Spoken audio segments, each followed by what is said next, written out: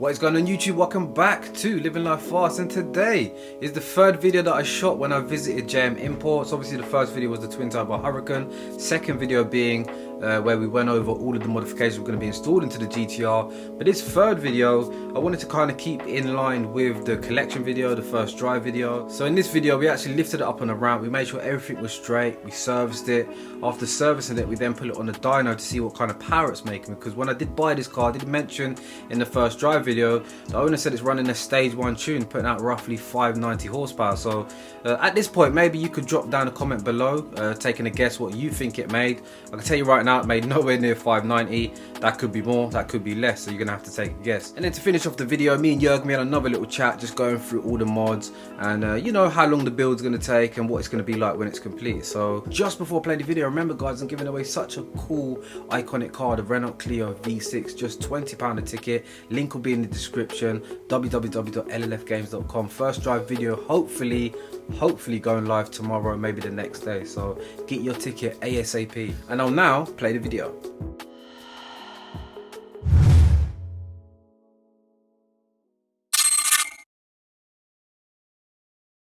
I went all the way back to London and now I'm back again. Get away, can you? No, I'm here, mate. Yeah. So, what are we saying? I'm going to check the car over, yeah, make so sure it's all good? we're going to check it over on the ramps. Yeah. Possibly change your oil and filter because you said it was recently done. Yeah, so yeah. Check the condition. So yeah. if it needs done, we'll do it for you. Then we'll put on the dyno and see what level of power you're making. Cool. So we've got a base figure. Yeah, obviously we need to make sure the car's nice and healthy. I've only just bought the car, so it seems cool. Can never be too sure, right? Any known issues with these cars?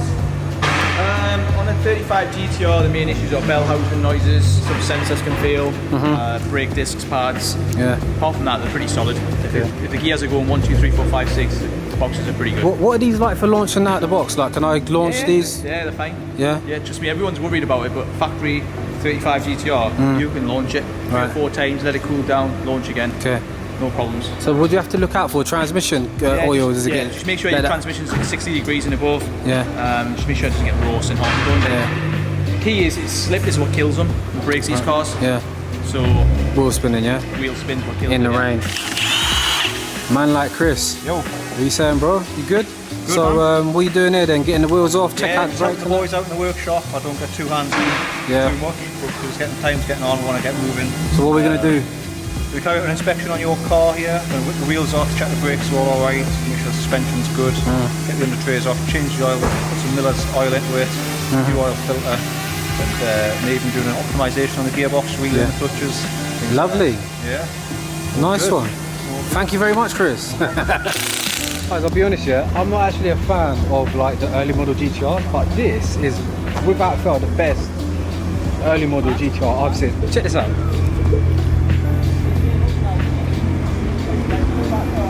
I mean, how aggressive that looks. When you're looking at it in real life, it doesn't look overdone.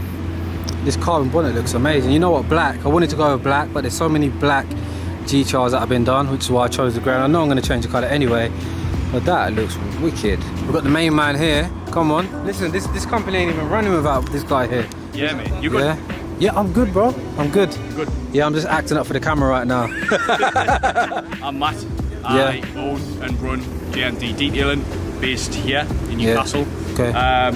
Recently, after Jürgen's new facility opened, we had a little chat and decided that a partnership was the way to go. It's time to set the bar and break some barriers. We've got munchies coming now. What are you saying, bro? You good? Gonna get the scran, mate. Yeah. What are we getting? What are we saying? Low carbs, yeah? Palmo, mate. Gonna get you the full Palmo today. The Palmo, yeah. Palmo experience. So what's that? Explain for the camera. So basically what it is, it's like a chicken breast, fried chicken breast. Okay. You've got loads of different cheese. You got sesame sauce as well on it. Yeah. Yes. Cheese on top. Yes. Special sauce. Cheese. Yeah. Like that, yeah? Majora sauce on top, mate. Oh, it is going down, people. Off it.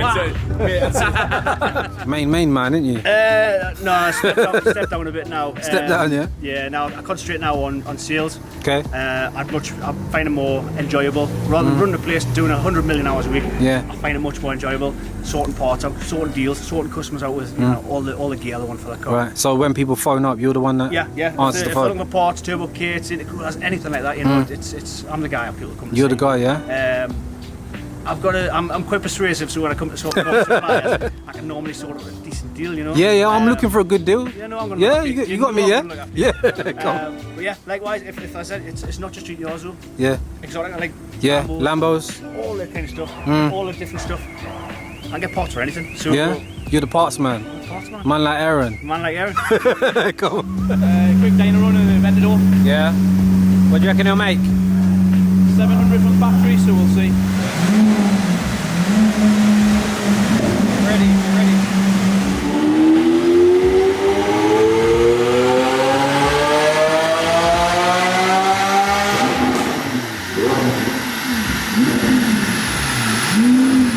Rocky, what are you doing, bro? Where you going?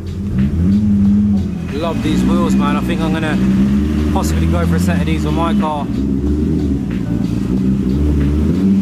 Yeah, so you had a little look over it? Yes, mate. Quick update for you. Got the wheels off. Brakes are in good condition. Pads are less than half worn. Yeah. Discs are in good condition. All the brake pipes are fine. It's kind of showing it's low mileage, which is good. A lot of these Nissans are starting to rust a bit, certainly the early ones. Yeah. The brake pipes are in good condition. Rear sub it's all in good condition. It's had a bit of love in its life. It's had some money spent on it. Got an all stainless steel underbody under tray kit. These tend to rot and perish on the Nissans. Somebody's gone to the time and expense to replace it all with stainless. Right. So that's good. It's good for us because it means it's easy to get the trays off in the future. Yeah. No issues, things like that. A full Miltec exhaust system on it. Okay. Oh, is it a full system, yeah? Yeah. Y pipe. Okay. Yeah. It's also got drop-in K&N air filters. Okay. Are you aware of that? No. Just check the air filters, and that's what they are. Right. We've got the stock cats on there. And then the rest of the side, underside, engine bay wise, spotless, no oil leaks, slight lip and tiny bit of corrosion on this disc here. Yeah. But nothing really to worry about. And obviously talking about upgrading, aren't we? So Yeah. tiniest bit of surface rust, but this always happens. The under trays capture the water and trap it in there. Right. So that's nothing to worry about. It's just literally a little bit cosmetic sort of style corrosion. Yeah. Yeah. Cool. All good. I'm not gonna lie, the GTR sounds sick. It's actually not got the back box with that. So my 17. It's got the wheels. I love these wheels, man. I think they're called TE37s. This car's just had an ETS turbo kit fitted. Yeah. We're running about 1100 horsepower. Draggy times 3.96. Yeah. We fitted the new ETS GT30 kit, and he probably wants about a 3.7. This guy wanted a stock look engine Right. kit. Yeah. So as you can see, the car looks quite discreet with it, just the bulk wheels. And that's it. Lovely job, man. Nice. Nice content around you. What's your channel for anyone that's? So I've got my own little thing called the Northern Empire. So I try and do like drives all over like Scotland, England. I want to try and advertise food and that. But new opportunity for us. I just started the day, believe it or not. Nice. Mayhem, innit? You didn't know where to look. Man like Jan. Sorry, man. Don't mind me. Right, so the car's strapped up, ready for the dyno. Got a man like Jan. He'll probably do a baseline run in stock form, and then we'll also do a run with the tune to see how much it increases by. The tune on it, that's at the moment. If it's no good, we'll probably change it for the JM tune. So yeah, I'll update you lot shortly. What's the deal, bro? Right, we'll start off with a base run. Yeah. And low boost. Low boost. 0.6, 0.7. Let's go, champ. I'm gonna guess 542 horsepower.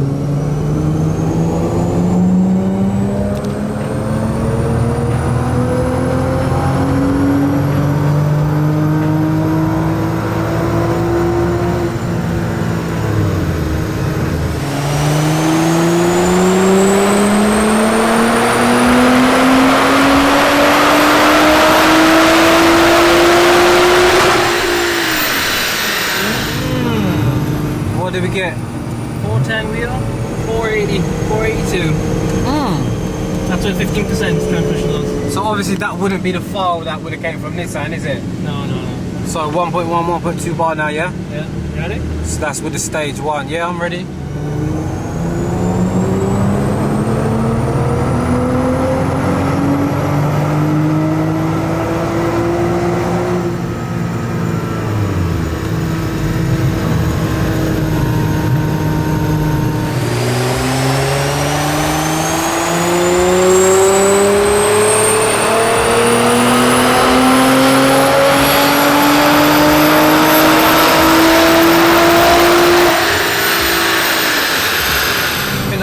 530 something. 536 wheel. 630 horsepower. Yeah. Okay, interesting. The previous owner said it was running 590, so obviously a little bit more then, yeah? 519. 590 he said. 590, yeah. Yeah, I'd be happy with that. Wicked, yeah, man, nice one for that. Ricky LLF. So for anyone who wants to see the graph, 502 raw torque, 536 wheel horsepower. You again?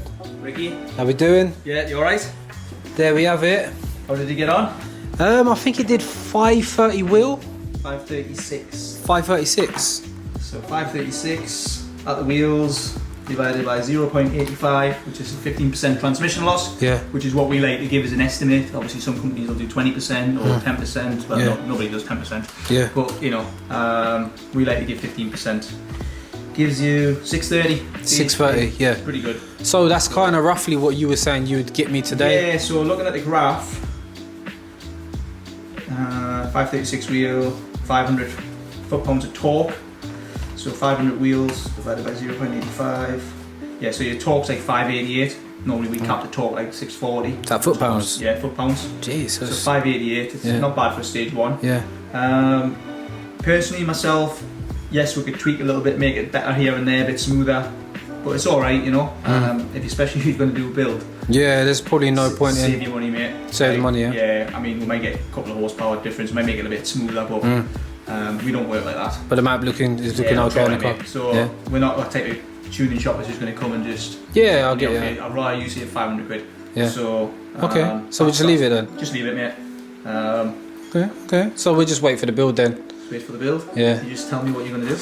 Yeah, well, as I say, I'll get back to you over the weekend. Yeah, I'll have a little think. I think your boys serviced the car as well earlier on today. Yeah, that's right. Yeah, car's all sweet. Yeah. Healthy.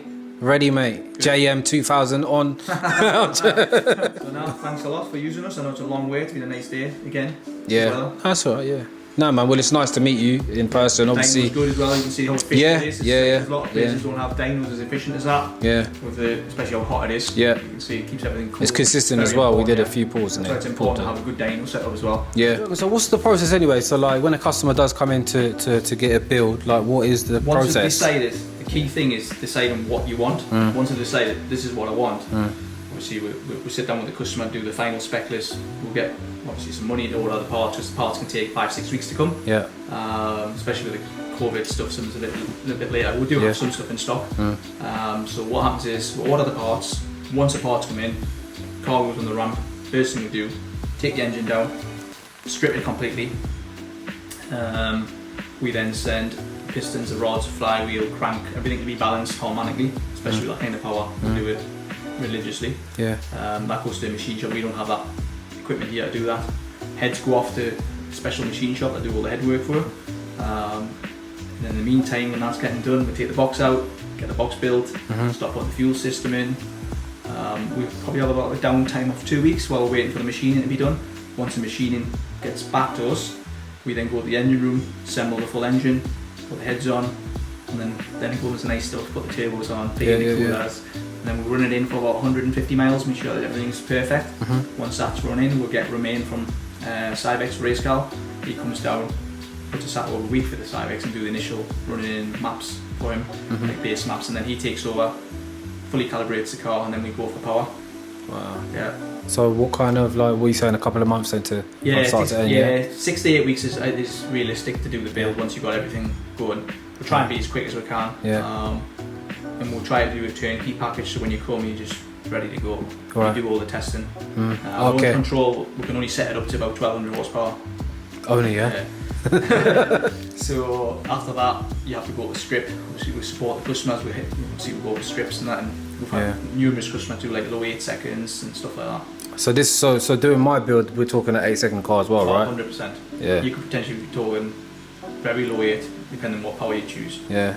Yeah. Maybe it's even quicker. So like you say, it's whether do I want a more drivable street car, or do I want a car that can put in faster numbers? Yeah, it depends what you want. You could have a bit of both, but there's a fine line where you go, I've got too much, so you've got to try and, or do you go like, keep 1200-1300 on the road, 1500 for a bit play, and then really send it when you go to the events. But that's when things could break. It's not like, it'll be like OEM parts that might break, you know. Wow, man. But to be fair, we've had good success with the GTRs. We've won a few events, like 10 of the best, and customers have been winning events left, right and centre. Yeah, well, I know of your cars anyway, yeah. We've obviously leading the draggy boards at the minute. Yeah. You know, we haven't got all the customers on either. So we've got a good recipe, but doing it for 10 years, we know them inside out. So you reckon that, like, I'll go away with a car that's reasonably, like you say, anything can go wrong. Yeah. We get that. It's a highly modified car, but if treated well, even just running my pump, man. We've got guys running them 1,000, 1,200 dailies. Yeah, we've got one guy, a guy called Stephen. He's had a GTR 1350 horse. He runs a 9.1. Right. And he's had the car for 4 years. Wow. That's been spot on, you know. And you're saying engines are basically good. Yeah. Only possible things would be to go wrong. Yeah, clutches, drive shafts, gearbox components. That's the weakest point, the gearboxes. Sometimes solenoids, valve bodies. You know, people select synchros can go because you can't, you can upgrade them, but they can go. Yeah. Well, that's it. But the engines are normally pretty good.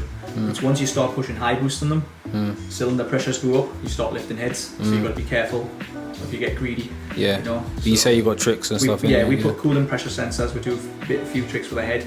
Try and keep them together, but that's mainly the weak points. Would you say like 15, 16 is like a safe-ish kind of? Yeah, we do a lot of them.